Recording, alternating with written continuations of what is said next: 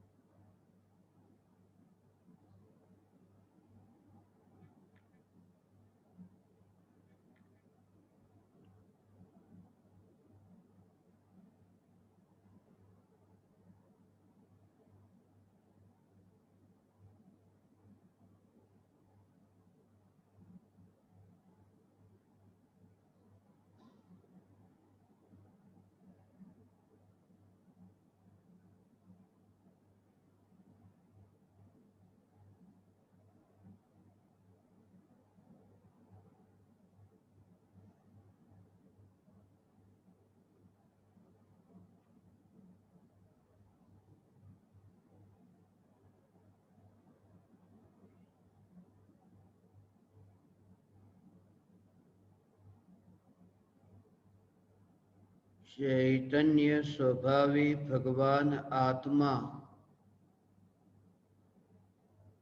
अनादि अनंत शुद्ध चैतन्य मात्र है। ज्ञान मात्र है। मैं शुद्ध चैतन्य मात्र, ज्ञान मात्र भगवान आत्मा हूँ। प्रति समय यह जागृति बनी रहे, इस जागृति का नाम धर्म है। देह की प्रत्येक क्रिया के काल में और विकल्पों के बहते प्रवाह के काल में ज्ञानी को प्रति समय यह जागृति रहती है कि मैं चैतन्य तत्व इस देह की किसी भी क्रिया में और विकल्पों के बहते प्रवाह में कहीं भी मिला नहीं हूँ। ऐसा शुद्ध चैतन्य तत्व मैं हूँ। प्रति समय स्वयं की शुद्ध चैतन्य सत्ता का बोध आत्म जागृति ही धर्म है। चैतन्य तत्व की स्व संवेदन प्रत्यक्ष निर्विकल्प अनुभूति होते ही देह होने पर भी देहातीत दशा प्रकट होती है। इतना ही नहीं, विकल्प होने पर भी विकल्पातीत दशा प्रकट होती है। चैतन्य तत्व की निर्विकल्प अनुभूति होते ही आत्मा में अतीन्द्रिय आनंद का सागर उछलता है। फिर भी ज्ञानी की दृष्टि उस अतीन्द्रिय आनंद के सागर की ओर भी नहीं जाती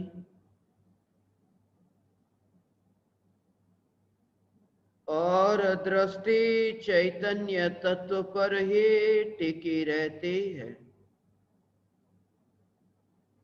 यह चैतन्य तत्व ही मैं हूँ। चैतन्य तत्व की निर्विकल्प अनुभूति होते ही ज्ञान दीपक प्रज्वलित होता है। ज्ञान दीपक प्रज्वलित होते ही ऐसी यथार्थ श्रद्धा होती है कि मैं त्रिकाल प्रज्वलित ज्ञान दीपक हूं। चैतन्य ज्योति के अतिरिक्त इस देह रूपी मिट्टी और रागादि विकारी भाव रूपी धुएं में कहीं भी फैला नहीं हूं। ज्ञान दीपक प्रज्वलित होते ही ज्ञानी स्वयं को राख की दीवार का पड़ोसी मानता है और मोक्ष मार्ग का मुसाफिर जानता है।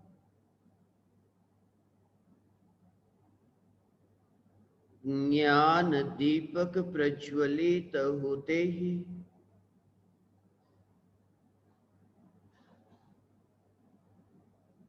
स्वयं का विस्तार चैतन्य ज्योति मात्र मानता है।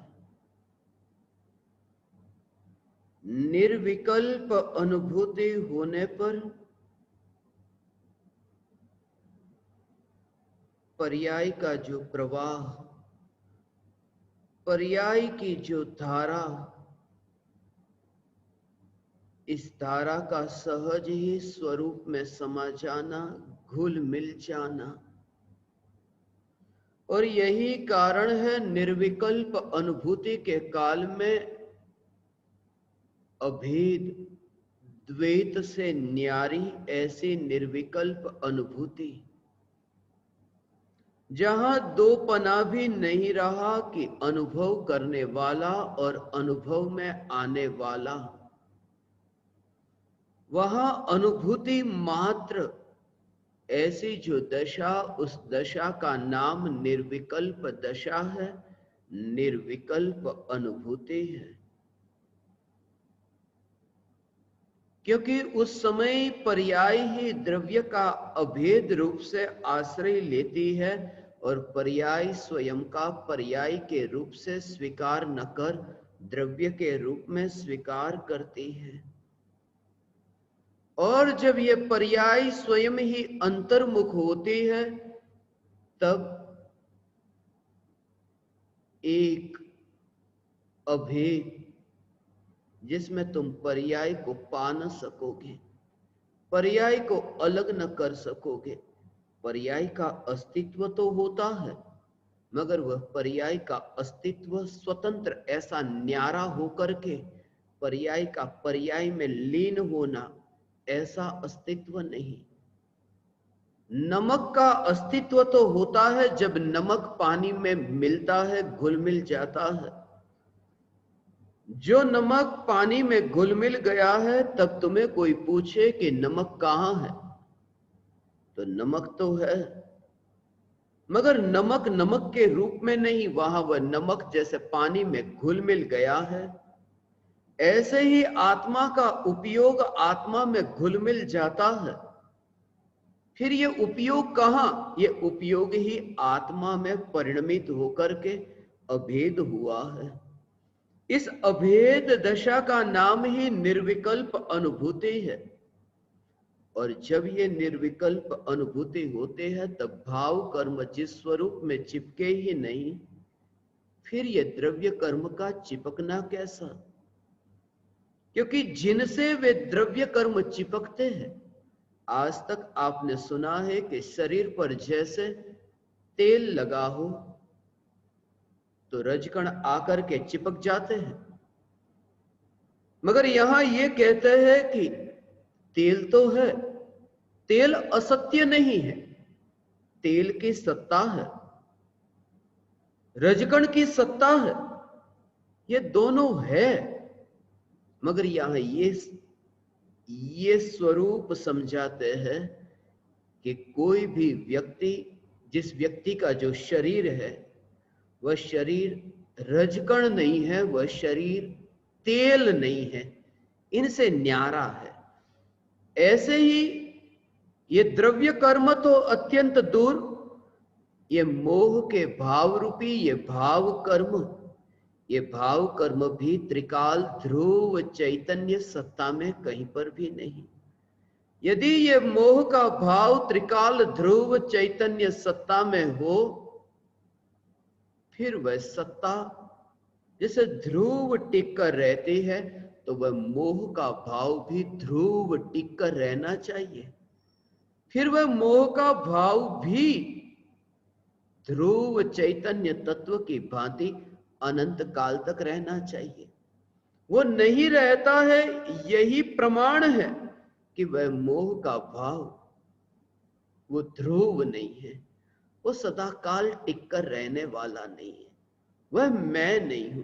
यही तो कारण है, क्योंकि ध्रुव की जो सत्ता है, उस सत्ता में कोई तरंग नहीं है, और जहां तरंगे है वहां मेरा स्वरूप नहीं हो सकता, क्योंकि मैं तरंग स्वरूप नहीं हूं। और ये तरंगों का अनुभव तुम्हें अपने जीवन में समय समय पर होता है। कभी तुम्हें किसी व्यक्ति पर बहुत ज्यादा प्रेम उमड़ता है, फिर कुछ ही दिनों में, कुछ ही समय में वह प्रेम नफरत में पलट जाता है। कभी प्रेम कम होता है, कभी प्रेम ज्यादा होता है। कभी एक व्यक्ति में से प्रेम वहां से उठकर के कहीं दूसरी ओर चला जाता है, बंदर की भांति, यहां वहां, जैसे कोई कोट खूंटी को ढूंढता हो कि कहीं पर भी मुझे खूंटी मिल जाए, मुझे तो बस टंगना है।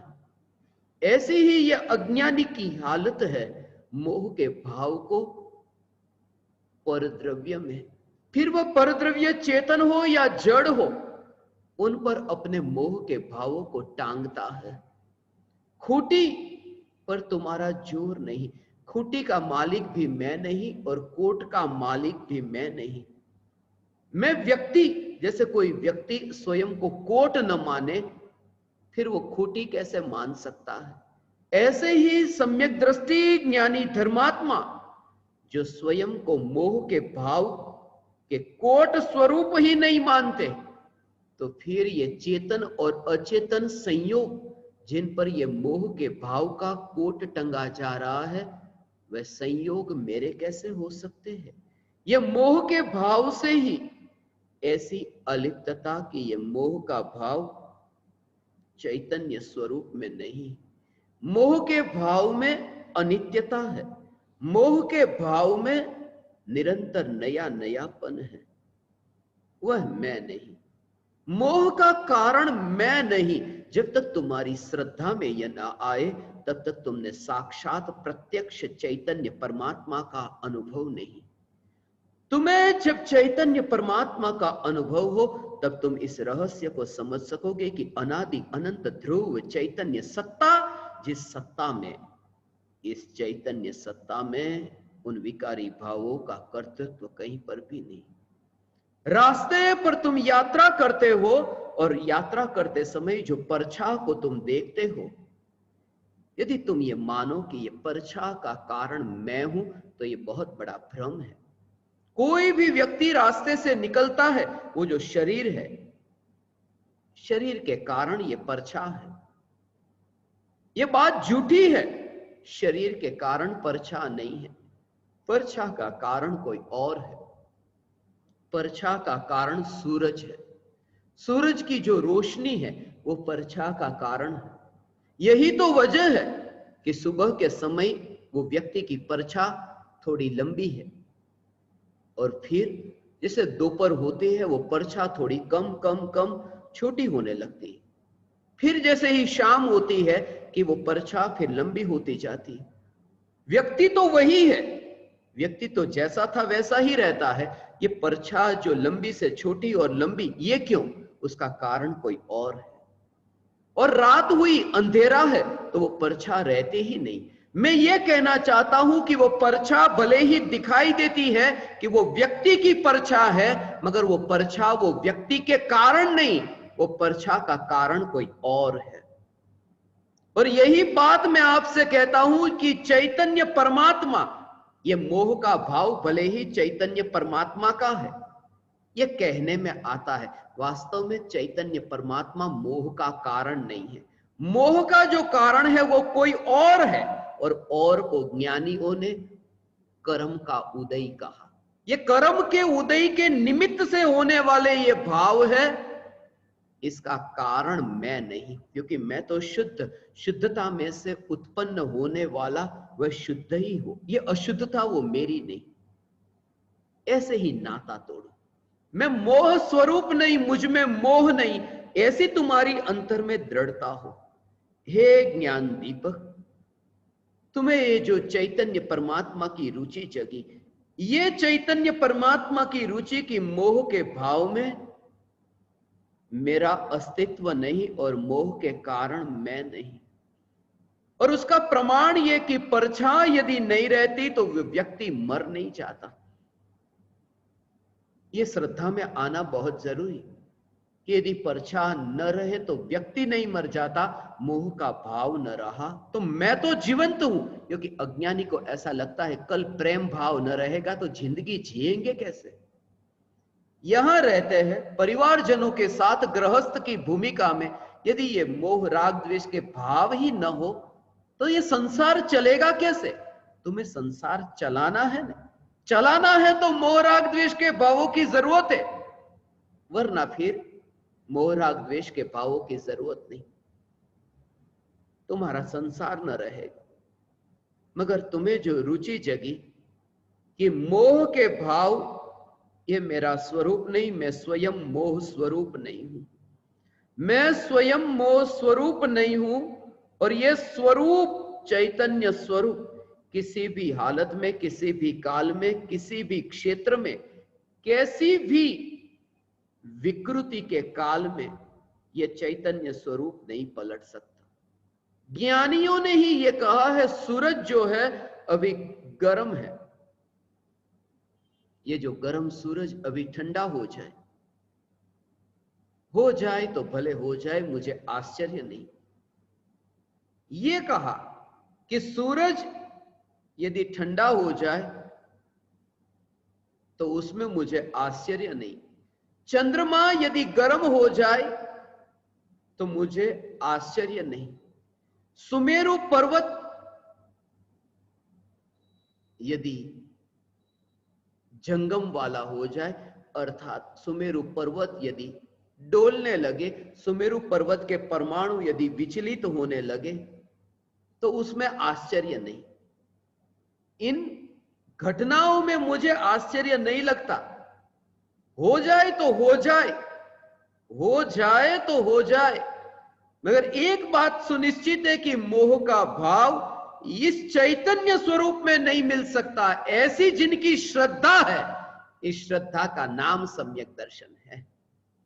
ऐसी ये चैतन्य परमात्मा तत्व की श्रद्धा कि इस चैतन्य परमात्मा की श्रद्धा के बल पर जैसे सूरज का उदय हुआ और अंधेरे का नाश हुआ, अंधेरा रहा ही नहीं।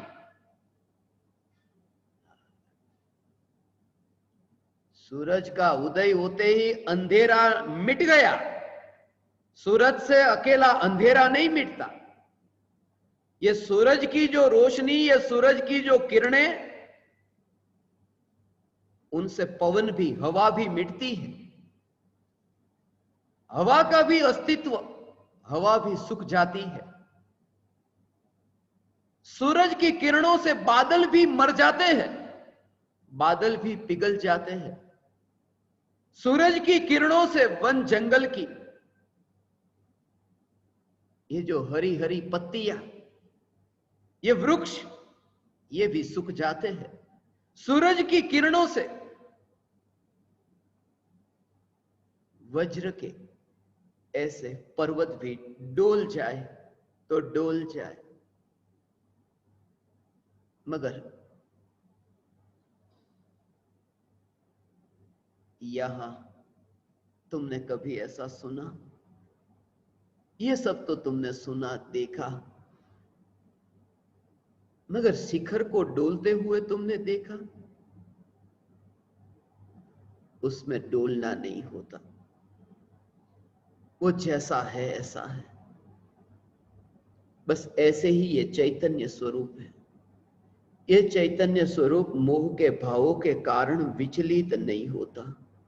दुनिया में भले ही ये कहे कि मोह के भाव के कारण ये पर्वत विचलित हो गया, सत्य नहीं है। ये बोलने में आता है, मगर ये जीवन का सत्य नहीं है। चैतन्य तत्व की निर्विकल्प अनुभूति, ये मोहमयी निवासी। तुम मोहमयी नहीं हो, क्योंकि कोई नगर मोहमयी नहीं होता। ये कहने की भाषा है। यदि सम्यक दृष्टि मोहमयी नगरी में है, तो सम्यक दृष्टि वन विहारी संत है।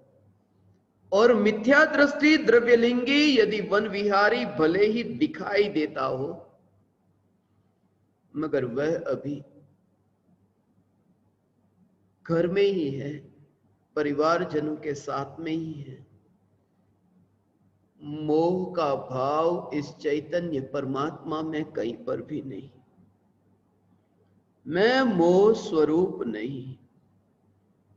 मोह के भावों की जो ये तरंगे उठती है और मोह में जो परिवर्तन आता है, मोह का भाव जो पलटता रहता है भगवान, ये विकृति में जो साक्षात दुख स्वरूप है। मोह से भविष्य में दुख होता है ऐसा नहीं। मोह का भाव जब वर्तमान में होता है, तब वर्तमान में ही वह मोह का भाव वो दुख रूप लगे। ये मोह स्वभाव से ही दुख रूप है। और ये पुरुषार्थी जीव, उसमें निर्दयता नहीं, कठोरता नहीं, उसमें समझदारी है। पूज्य गुरुदेव श्री कांजी स्वामी यही कहते थे, अनंत अनंत अनंत पुरुषार्थ जोइए। अनंत पुरुषार्थ। तुम्हें तो अभी विकल्प होते हैं। तुम तो अभी सुनने के लिए बैठे हो और विचार ही चलते हैं, और उन विचारों में ही तुम्हारी तृप्ति हो जाती है। निर्विकल्प अनुभूति तक तुम पहुंचो तो पहुंचो कैसे? ऐसी तुम्हें चैतन्य परमात्मा की महिमा की, एकमात्र चैतन्य परमात्मा ध्यान का ध्येय है, ज्ञान का ज्ञेय है, श्रद्धा का श्रद्धेय है। यह चैतन्य परमात्मा। पर्वत को बहुत देखा, एक नहीं, इस पृथ्वी के अनेकानेक पर्वतों को मैंने देखा, मगर उन पर्वतों में सुमेरु पर्वत जैसा पर्वत तो मुझे कोई दिखाई ही न दिया। उन पर्वतों में सर्वश्रेष्ठ पर्वत सुमेरु पर्वत का पर्वत कहा जाता है। जैसे पर्वतों में सुमेरु पर्वत सर्वश्रेष्ठ है, ऐसे ही सभी वृक्षों में कल्प वृक्ष सर्वश्रेष्ठ है। कल्प वृक्ष की महिमा तुमने बहुत सुनी, और ऐसे ही सभी धातुओं में सुवर्ण की महिमा सर्वाधिक है। कि सोना जितना भी तपे, मगर उसमें कुछ जलना नहीं होता, जलता है वह तो मैल ही जलता है। यदि पीने की बात आए तो पीने में सर्वश्रेष्ठ क्या सुना होगा तुमने? पीने में सर्वश्रेष्ठ है अमृत। अमृत से श्रेष्ठ इस जगत में और कुछ भी नहीं। मणि की बहुत चर्चा आती है, पुकारते हैं मणि, मगर मणियों में सर्वश्रेष्ठ यदि कोई है तो वह चिंतामणि। चिंतामणि रत्न। ज्ञान की भी बहुत बहुत चर्चाएं सुनी, मगर ज्ञान में जो सर्वश्रेष्ठ है वह केवल ज्ञान, जो सभी ज्ञान में श्रेष्ठ वह केवल ज्ञान। ऐसे ही चारित्र में सर्वश्रेष्ठ चारित्र परम यथाख्यात चारित्र, पूर्ण वितरागता, केवली परमात्मा जिन्हें आप्त कहते हैं। आप्त में यदि सर्वश्रेष्ठ आप्त तीर्थंकर परमात्मा, जो केवल ज्ञानी में अरिहंत परमात्मा में सर्वश्रेष्ठ है, वे तीर्थंकर परमात्मा। गाय तो अनेक प्रकार की होती है, मगर सभी गायों में जो श्रेष्ठ कामधेनु, कामधेनु की महिमा है। मनुष्य तो बहुत है, मगर मनुष्य में जो श्रेष्ठ चक्रवर्ती, चक्रवर्ती की संपदा इस पृथ्वी लोक पर मनुष्य में सबसे अधिक ऐसी चक्रवर्ती की यह संपदा, अधिक क्या कहे, देव, देवों में जो सर्वश्रेष्ठ, देवों के जो इंद्र कहते हैं, इंद्र देवों में जो श्रेष्ठ है। जैसे ये तुमने सुना कि सभी क्षेत्र में कोई न कोई विशिष्ट है, विशिष्ट है, ऐसे ही आत्मा की ध्यान की पर्याय होती है। और ध्यान की पर्याय का जो ध्येय है, ये ध्येय भी बहुत है। अब तक ध्यान का ध्येय पर पदार्थ, ध्यान का ध्येय ये पर द्रव्य, ध्यान का ध्येय पर भाव बना। मगर ध्यान का जो ध्येय, जो सर्वश्रेष्ठ ध्येय है, वो सर्वश्रेष्ठ ध्येय ये ध्रुव है। ध्रुव चैतन्य तत्व को सर्वश्रेष्ठ ध्येय कहा है। और यही मैं हूं भगवान, यह मैं हूं,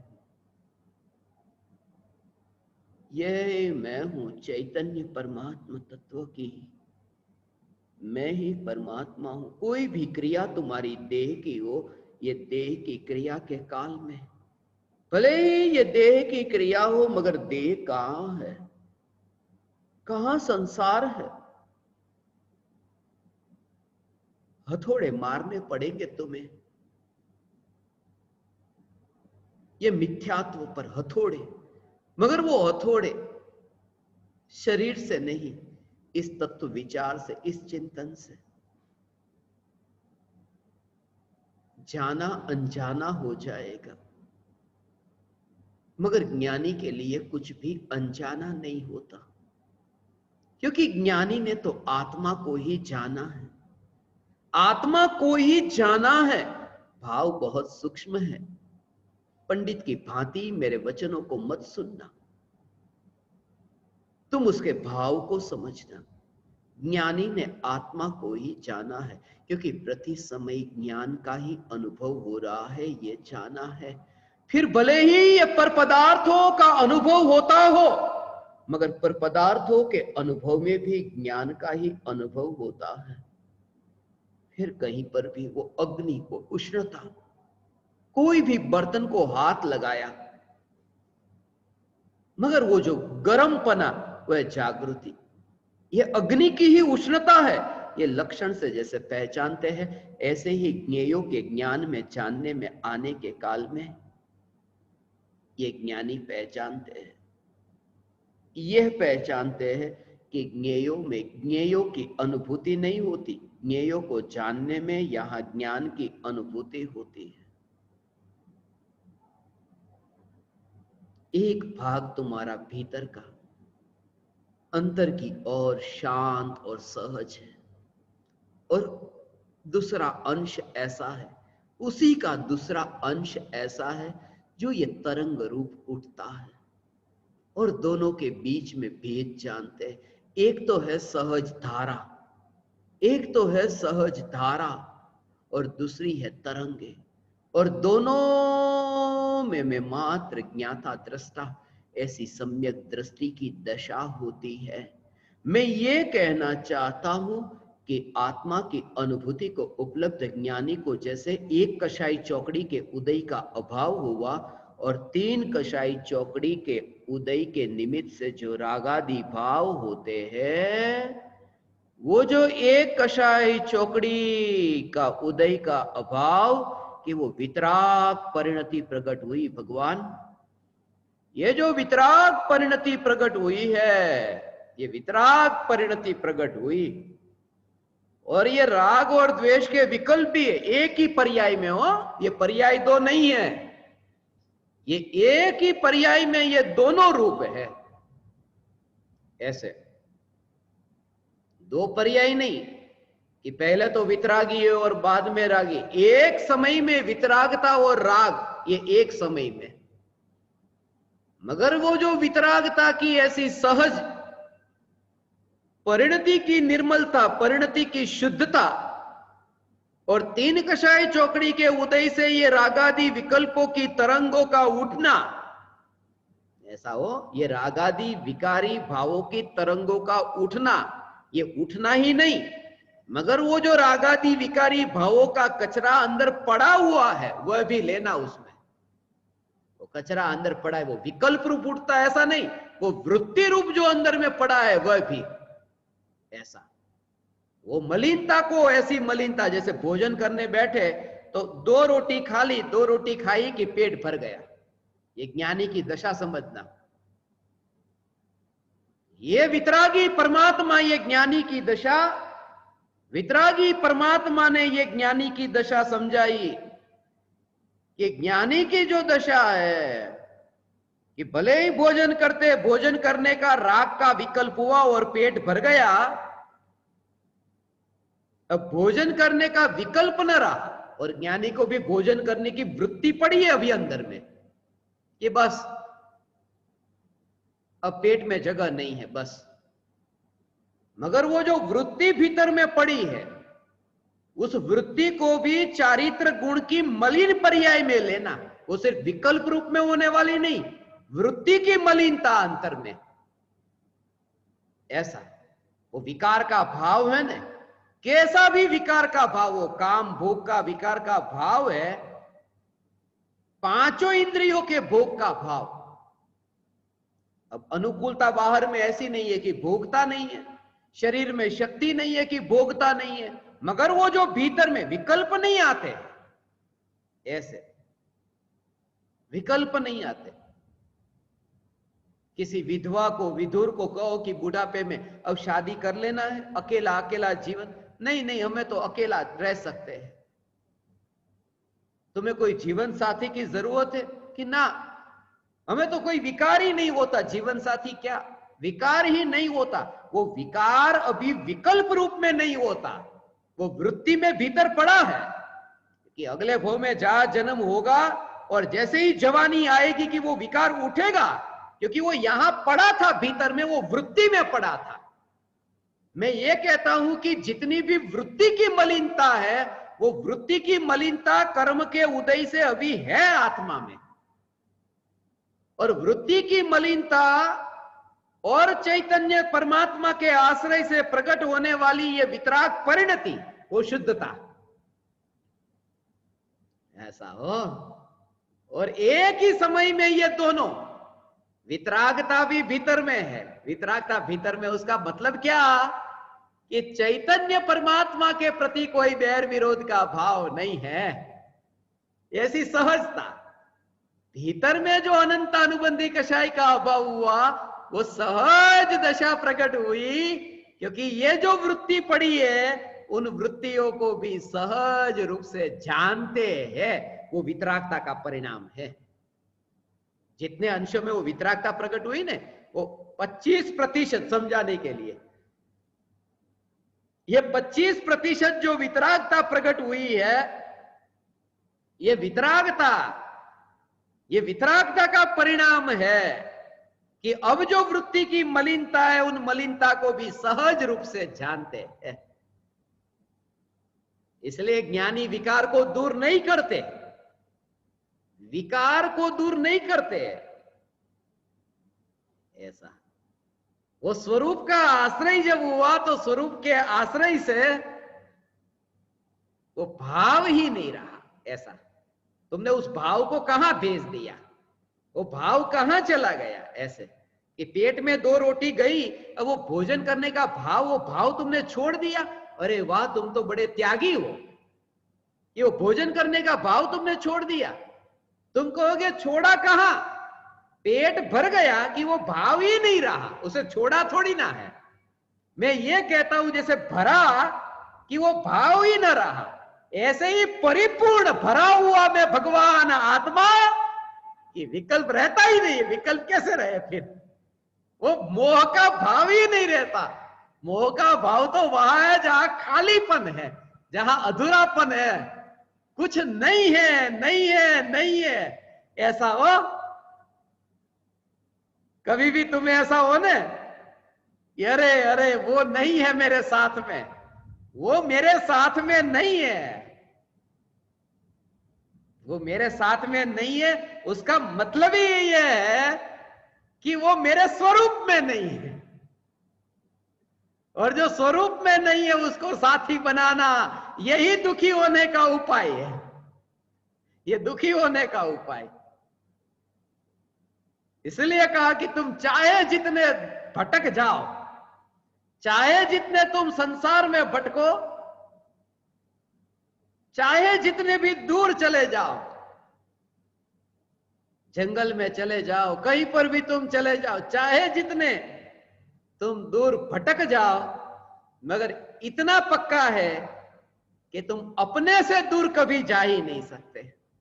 ऐसा ऐसा ये स्वरूप है। मिठास से दूर गुड़ कैसे जा सकता है, ऐसे ही ये चैतन्य पने से दूर में भगवान आत्मा, ये पूरी पहचान मिट जाती है। ओ ये पहचान, ये पूरी पहचान, ये भ्रम, ये पूरी पहचान मिट जाती है। ये इतने वर्षों से जो आपको पुकारा है ना, ये सब एक एक एक समय के पुरुषार्थ से सब साफ है।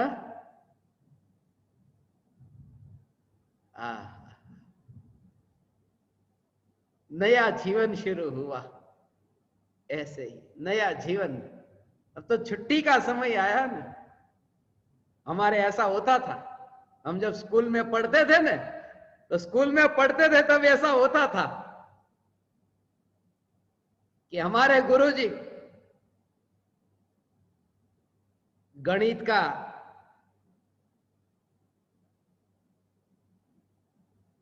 जो सम होता है, गणित ना दाखला, तो आम दाखला बधा गणवाना एम करीने ब्लैक बोर्ड होय ने, वो ब्लैक बोर्ड पर चौक से फिर लिखते, ये लिखते, ये लिखते, ये लिखते, ऐसा करके वो स्क्वायर करते और अलग अलग करके, वो अब तो मुझे याद भी नहीं, मगर इतना लिखते हैं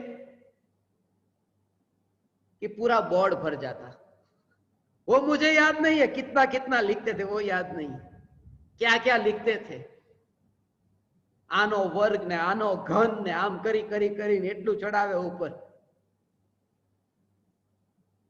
ए स्क्वेर ने बी स्क्वेर ने सी स्क्वेर ने एने प्लस ने माइनस ने आम करी करीने एटलू फेरव्યું होय, इतना घुमाते। और कभी कभी तो 3-3 घंटे लगते, एक हिसाब आते, सुबह से शाम तक वही पढ़ाते, सब विषय को वही पढ़ाते। कभी मूड आ गया तो 3-3 घंटे गणित पढ़ा देते, तो 3-3 घंटे तक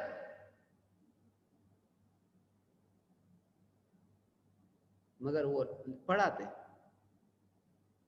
और एक दिन इतना बोर्ड भरा था, और हम सब विद्यार्थी क्या करते कि जैसे ही गुरुजी गए क्लासरूम में से, वो डस्टर रहता, वो डस्टर लेकर के सब फटाफट साफ करते। हाँ, थोड़ी शांति लगी कि 3 કલાક થી જે બધું લખાણું હતું ને, એને ભૂસવા માટે 3 કલાક ન લાગી। मैं ये कहता हूं, ये जो अनादिकाल का ये जो मोह का भाव जो है,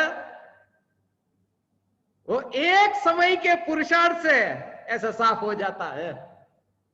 और वो कब होता है, साफ हो गया ना, एक समय के पुरुषार्थ से साफ हो गया। और फिर हम कहते, जैसे ये बोर्ड साफ हो गया ना, कहते चलो अब छुट्टी। ऐसे ही जिनका वो मोह का भाव साफ हो गया कि संसार से छुट्टी, जाओ। ये छुट्टी का समय अब आया है भगवान। रजा पड़वानो वारो છે, આ છેલ્લો દિવસ છે ને। આ મુંબઈ વાળા સાંભળવા બેઠા છે, એ બહુ મોટી વાત છે। नहीं तो चैतन्य परमात्मा ની પોકાર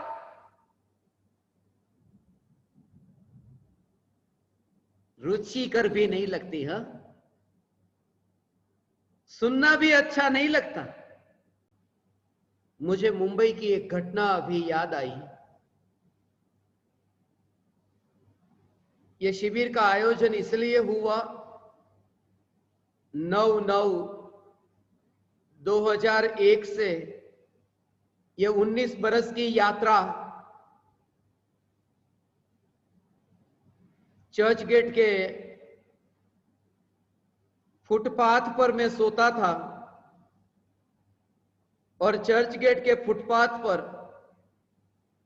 और भी लोग सोते थे जिनके पास ठहरने को मकान नहीं था।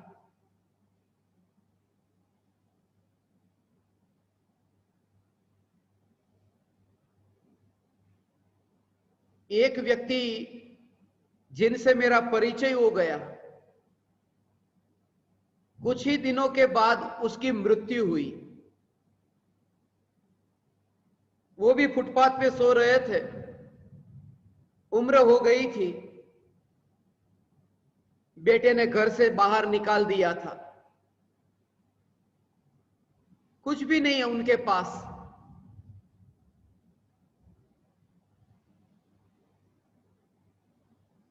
मगर जब उनकी मृत्यु हुई, मृत्यु के बाद शमशान में उन्हें जलाया गया। उसी स्मशान में जलाया गया। बाद में तो पता चला फुटपाथ पर सोने वाले को उस जगह पर जलाया गया जिस स्मशान में, जिस जगह पर धीरूभाई अंबानी को जलाया था।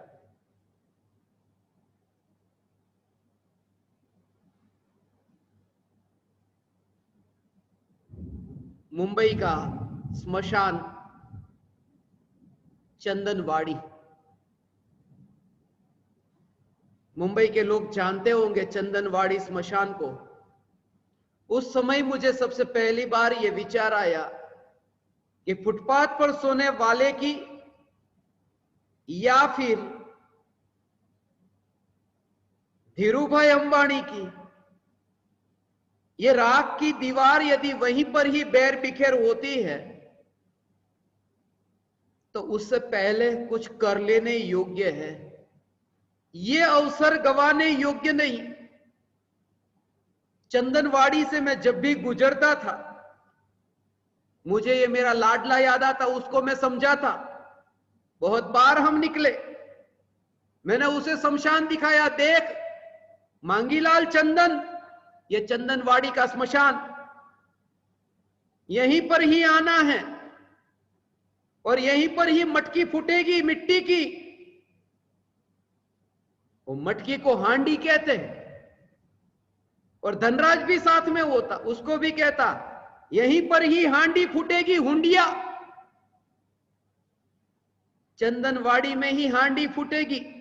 दोनों को क्षणिक का बोध हो, दोनों तुम जागृत हो। हम तो जहां जहां भी यात्रा करते यही चर्चा करते, यही विचार और यही तत्व चर्चा होती थी। कोई भी जगह पर रहो, अंतर में ये चैतन्य के निकट आओ। संगति भी ऐसी,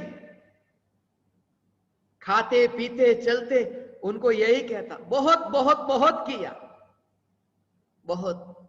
बाहर की ही महिमा आती है हमको, भीतर की महिमा ही आज तक ना आई। मुंबई वाले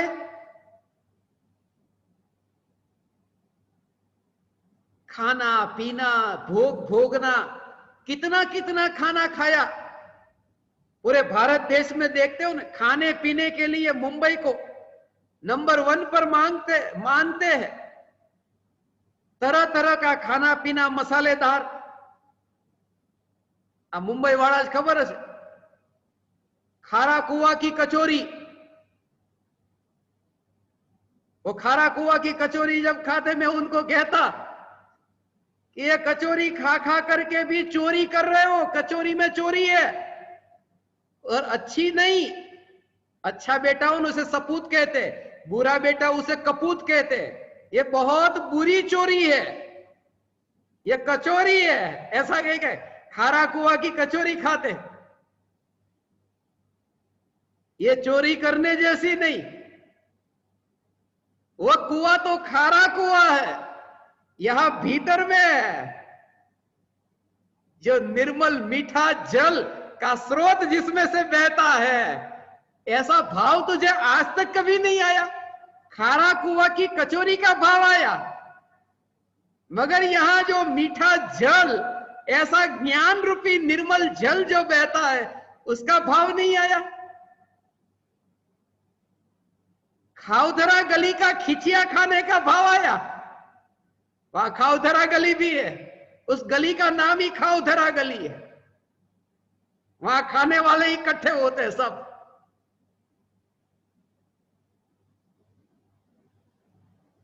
ये खिचिया पेट तो भरता नहीं। पापड़ खाते हैं ना, खाउधरा गली में जो पापड़ खाते हैं, पापड़ में भी जो रस आता है ना, वो पेट भरने के लिए पापड़ नहीं होता। यदि थाली में दाल रखी हो और वहां पर ही किसी ने दाल के ऊपर पापड़ रख दिया हो, तो पापड़ बिल्कुल रोटी जैसा हो जाएगा। आपको पेट भरना है तो फिर उस पापड़ को खा लो। ये नहीं, वो जीभ पर आए तब कड़ कड़ ऐसी आवाज आनी चाहिए, तब ऐसा लगे कि पापड़ खाया। मैंने रसनेन्द्रिय को नहीं, स्पर्शनेन्द्रिय को भी पुष्ट किया है। वहां पर सुगंधित पापड़ होना चाहिए और दिखने में कैसा लगता है, और वो आवाज भी जो कड़कड़ की सुनना। ये पांचों इंद्रियों के भोग खाउधरा गली के खिचिया में बहुत भोगे, मगर अतीन्द्रिय ज्ञान ये तो कभी याद ही नहीं आया। काकानी भेड़ याद आवे छे? काकानी भेड़ बहु खाधी, एमां ज भेड़सेळ करी छे। चैतन्य परमात्मा ने राग द्वेषना भाव ने भेड़सेळ। बाहर की भेल इतनी खतरनाक नहीं है, ये भीतर की जो भेल है वो ज्यादा खतरनाक है। मुंबई के लोगों को मैं कहता था, सुख सागर की इडली, सुख सागर जाना है, सुख सागर जाना है। ये चैतन्य परमात्मा जो स्वयं सुख सागर है, उसके भीतर जाना है। ये भाव कभी आया?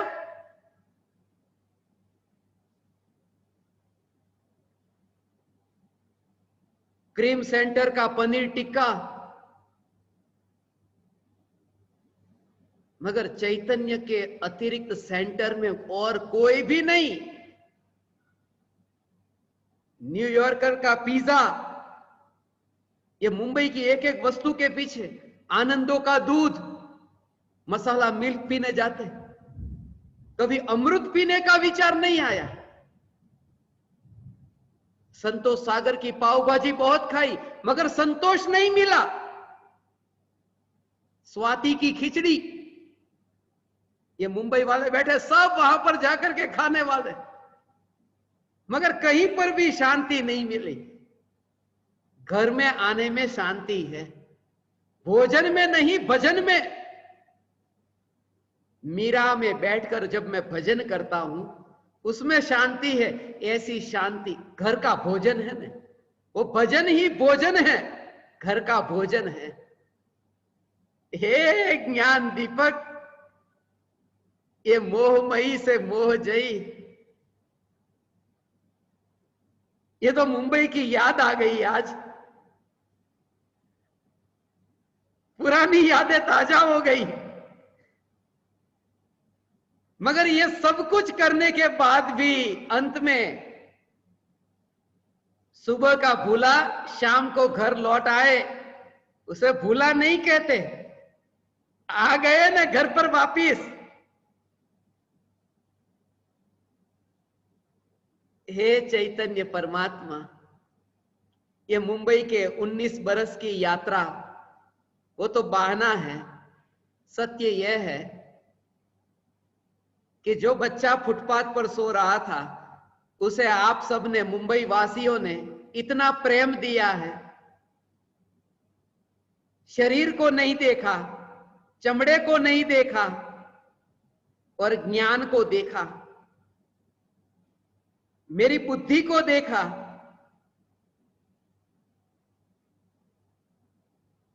कल ही पुष्पा बा कह रहे थे, मैं आपकी नहीं आपके ज्ञान की पुजारण हूं, मैं पुजारिन हूं, ज्ञान की पुजारिन हूं।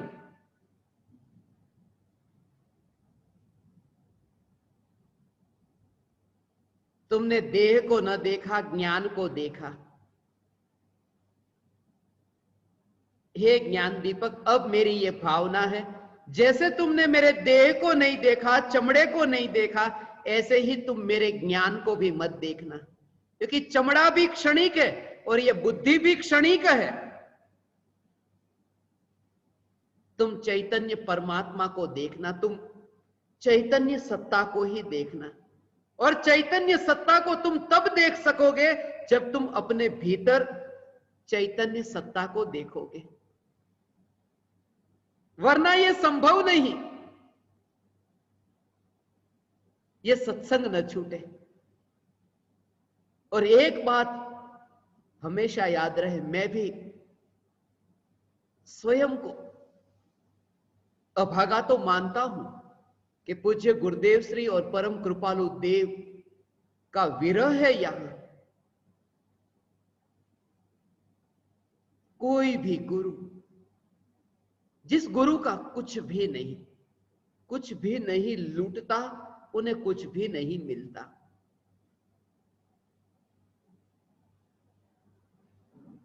सूर्य का जैसे प्रकाश है, सूर्य की किरणों को देखते हो, कोई व्यक्ति छाता लेकर के, छत्र लेकर के खड़ा है, सूर्य को क्या लाभ है?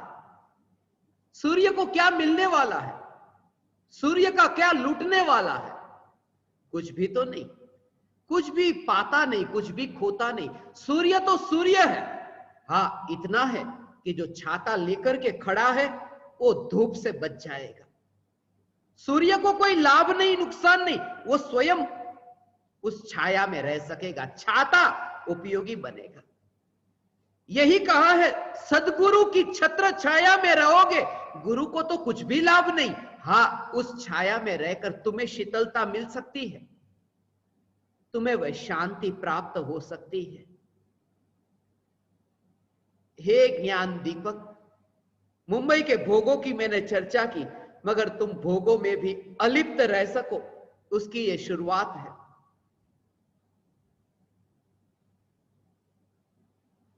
कभी कभी कठोर शब्द भी मैं बोलूं,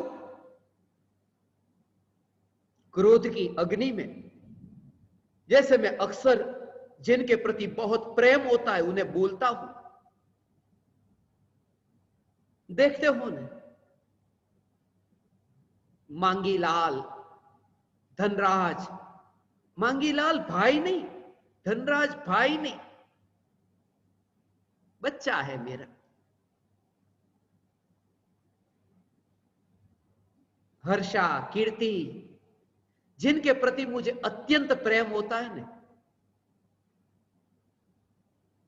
मातृत्व का ऐसा प्रेम लगता है। मां को जब मैं बहुत ज्यादा प्रेम में होता हूं, कहता हूं, मारी ढींगली शू करे छो? मगर मेरा अंतर में बहुत प्रेम है। हे ज्ञान दीपक, तुम मेरी भाषा को मत देखना, उस भाषा में तुम्हारे प्रति बहुत प्रेम है, बहुत वात्सल्य है। और मैंने ये भावना पाई है इस वात्सल्य का ऋण तुम चुकाना सम्यक दर्शन पाकर के।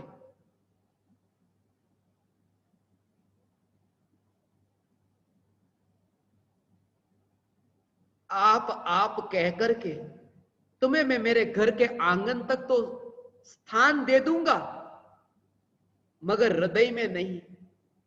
जिनको मैं हृदय में स्थान देता हूं उन्हें मैं तू कह के पुकारता हूं।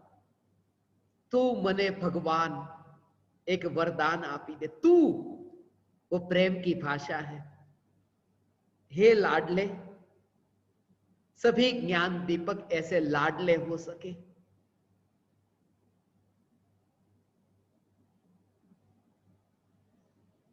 आज का ये दिन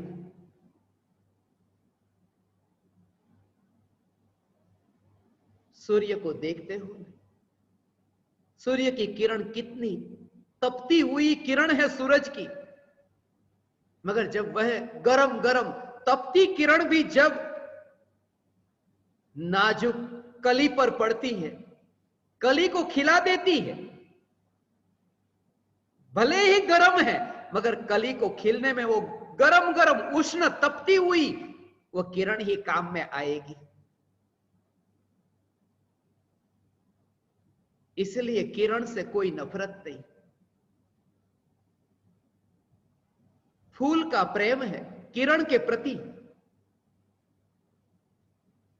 हे ज्ञान दीपक, तुम्हारे प्रति।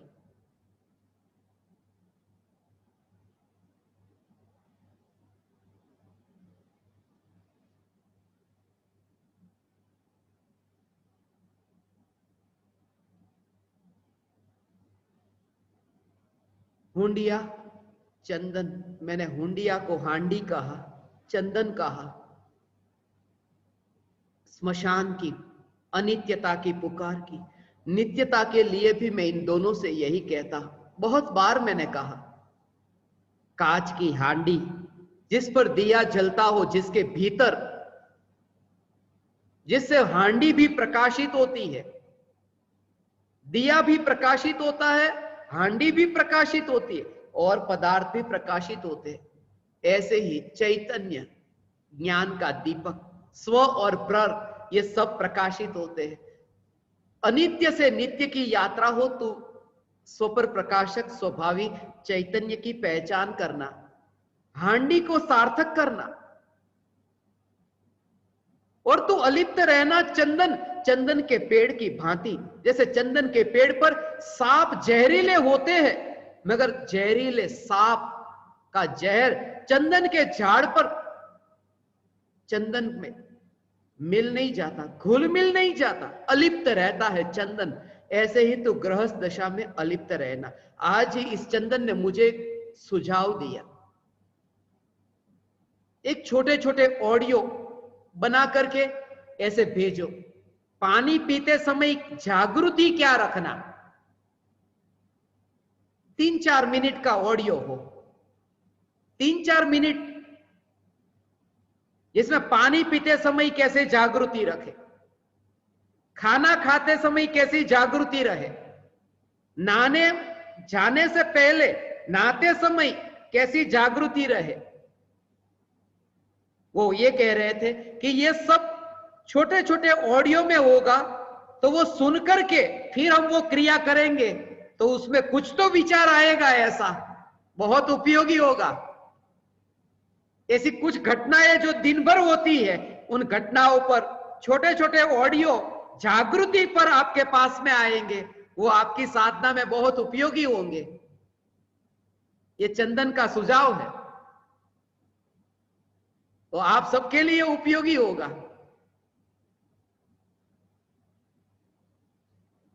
और जल्दी से जल्दी आप तक पहुंचेगा। देरी मत करो, जल्दी करो। आज ये अंतिम दिन आया, अंतिम घड़ी आई, मुंबई को विदा करने की घड़ी आई। जल्दी से, जैसे मृत्यु आती है ना, अमेरिका में आज का दिन खास दिन है, 9/11 का दिन कहा जाता है।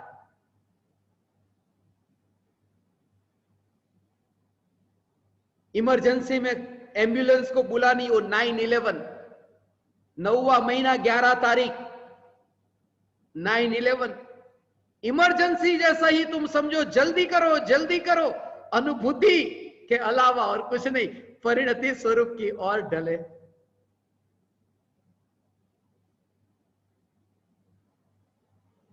आज की ये शिविर, अब जो मैं आपसे कह रहा हूं, आगामी शिविर के बारे में हर सप्ताह में एक शिविर रखने का हमारा विचार है और उसकी तारीख भी निश्चित हो चुकी है। अगली शिविर जो होगी 18, 19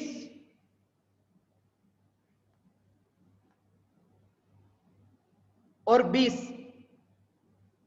18 से 20 3 दिन के लिए, सितंबर महीने में, इसी महीने में 18 से 20 के 3 दिन में ज्ञान दीपक परिवार अहमदाबाद की ओर से शिविर का आयोजन हुआ है और अहमदाबाद के जो प्रत्यक्ष परोक्ष ज्ञान दीपक है, उन्होंने ये शिविर का आयोजन किया है। उसके बाद 25 से 27 सितंबर, उसके बाद 2 से 4 अक्टूबर, 9 से 11 अक्टूबर, 16 से 18 अक्टूबर, 23 से 25 अक्टूबर। तो इस प्रकार जो भी तारीख मैंने आपको बताई, इसके बारे में आपको सूचना भी मिलेगी, आपको संदेश भी मिलेंगे। 2 शिविर निश्चित है, एक 18 से 20 की और 2 से 4 अक्टूबर। 2 से 4 अक्टूबर की शिविर उमराला में आध्यात्मिक साधना केंद्र की ओर से ही होगी, जिसमें प्रत्यक्ष और परोक्ष ज्ञान दीपकों का उद्घोष होगा। और अभी 4 शिविर के समय बाकी है, 25 से 27 सितंबर, 9 से 11 अक्टूबर, 16 से 18 अक्टूबर, 23 से 25 अक्टूबर। ये 4 शिविर का आयोजन और अलग अलग शहरों में होगा। और इस शिविर के लिए आपको क्या करना है उसके बारे में आपको कहूं, वे ही इस शिविर का आयोजन कर सकते हैं जो, जैसे किसी को किसी शहर में शिविर का आयोजन करना है तो कम से कम 5 ज्ञान दीपक चाहिए। जैसे 5 से एक पंजा तैयार होता है, 5 से पंच तैयार होता है, 5 से पंचायत होती है। तो आपकी पंचायत मिलकर के निर्णय ले, 5 ज्ञान दीपक जिस शहर में हो तो वे शिविर का आयोजन कर सकते हैं, या फिर प्रत्यक्ष परोक्ष कुल मिलाकर के कोई भी ज्ञान दीपक होंगे चलेगा। 5 ज्ञान दीपक हो, फिर मंदिर से, आपके वहां कोई भी मंदिर हो, दिगंबर मंदिर, श्वेतांबर मंदिर, जो भी इसका आयोजन करना चाहते हैं, कोई आश्रम हो, कोई संस्था हो, कोई विद्यालय, कॉलेज, यूनिवर्सिटी, इंस्टीट्यूट, किसी भी जगह पर, कोई लाइब्रेरी, कहीं से भी आपकी भावना हो, ये शिविर का आयोजन आप करा सकते हैं। साधक ये पूछते थे कि इस शिविर के आयोजन के लिए हमें क्या करना होगा, हमें क्या लाभ है। आपको इस शिविर के आयोजन के लिए, किसी ने पूछा इसमें खर्चा तो आता होगा, जूम पर इतना खर्चा करके यह आयोजन होता है।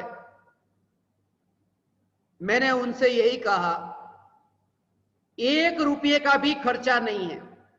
जो भी साधक ये ज्ञान दीपक परिवार से या मंदिर से, कहीं से भी ये शिविर का आयोजन करना चाहते हो, 1 रुपया भी आपको चुकाना नहीं है।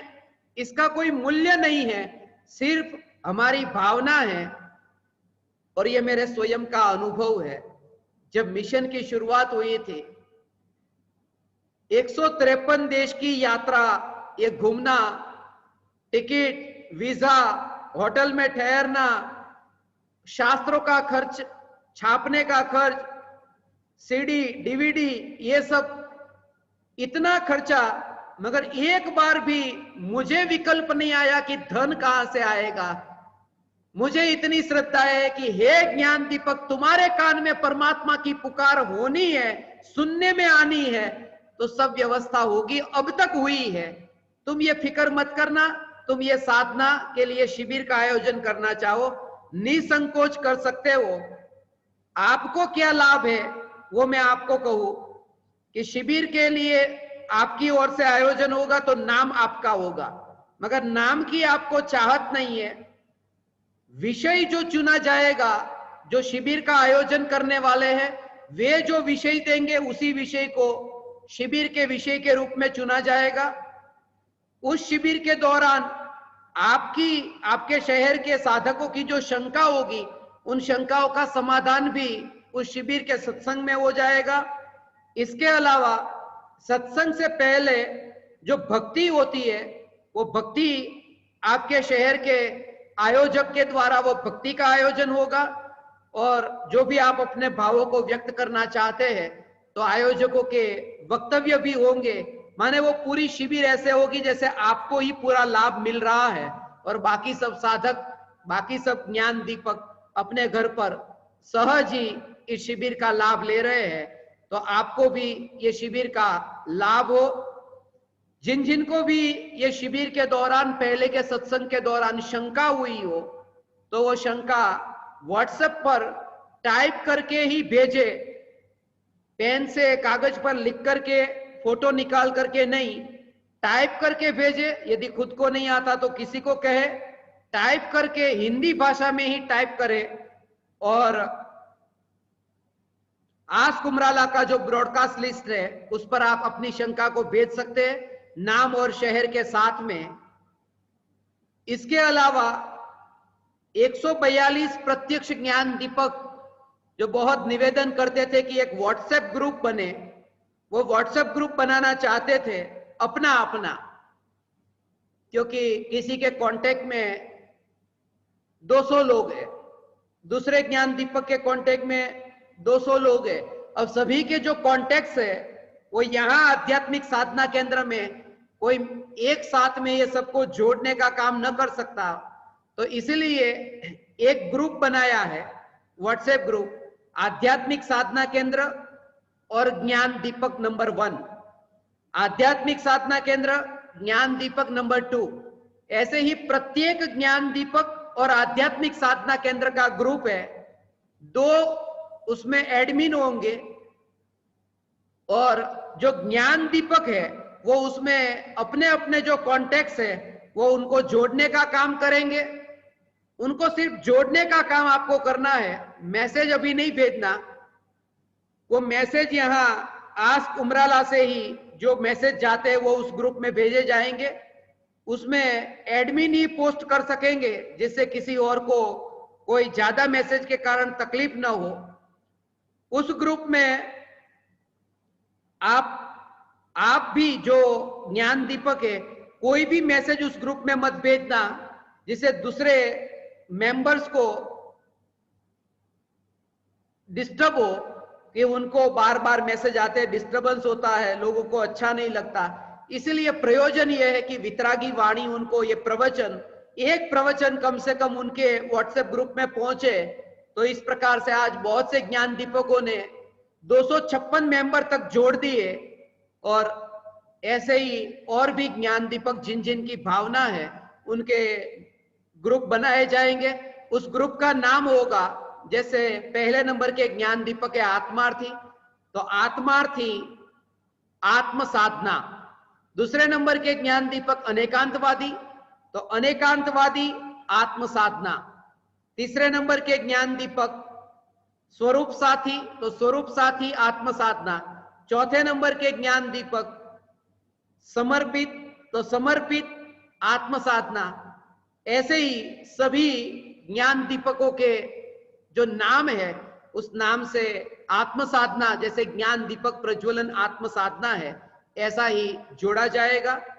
बनाया जाएगा ये ग्रुप, तो उसमें आप सबको मेंबर्स जोड़ना शुरू कर देना है और उनमें मैसेज भेज करके जितना ये तत्व का प्रचार हो। पूज्य गुरुदेव श्री ये कहते थे कि ये वितरागी वाणी कौवे को जैसे मांस मिलता है तो वो मांस भी अकेला नहीं खाता, सबको बुला करके खाता है। जब तुम्हें ये परमात्मा की पुकार मिली और तुम्हारे पास सुविधा है, हो सकता है तो तुम भी ये वितरागी वाणी को जगत के जीवों तक पहुंचाओ और इन सब में हम साथ में मिलकर के ये तत्व प्रचार का कार्य करें। मगर तत्व प्रचार में भी मूल प्रयोजन आत्म साधना होगा, स्वयं की साधना होगा। हे ज्ञान दीपक, आप समस्त परमात्माओं ने मुझे फिर से ये मोहमयी मुंबई नगरी में पुकारा। मैं फिर से आपका ऋणी हूं। आप समस्त परमात्माओं को मेरे हृदय के अंतःकरण से प्रणाम करता हूं। मेरे प्रणाम स्वीकार करें।